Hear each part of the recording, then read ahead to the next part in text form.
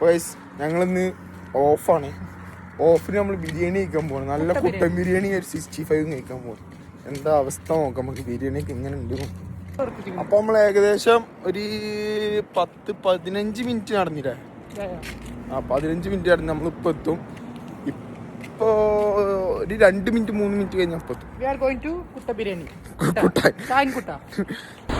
നമ്മൾ നടന്ന് നമ്മൾ ലൊക്കേഷൻ എത്താനായി. ഇങ്ങോട്ടാണ് ഞങ്ങള് മറ്റേ ഫുഡ് കഴിക്കാൻ വരുന്നത്. ഇവിടെയാണ് നമ്മളെ നൈറ്റ് സ്പോട്ടും എല്ലാം, ഫുഡ് കഴിക്കലും എല്ലാം. നമ്മൾ റെസ്റ്റോറൻറ്റിൽ എത്തിയിട്ട് നമ്മൾ ഫുഡ് ഓർഡർ ചെയ്തിട്ട് കാണിച്ചത് പോകും. അപ്പോൾ ഇതാണ് നമ്മൾ കയറുന്ന റെസ്റ്റോറൻറ്റ്. ഇവിടെ നിന്നാണ് നമ്മൾ അടിപൊളി ഫുഡ് ആക്കുന്നത്. ഇപ്പോൾ ബീഫ് ബിരിയാണി എത്തി, PDF എത്തി. അത് റിവ്യൂ, ഫസ്റ്റ് റിവ്യൂ എവിടെ നിന്ന് അറിയാം നമുക്ക് എന്താണ് ടേസ്റ്റ്. നമുക്ക്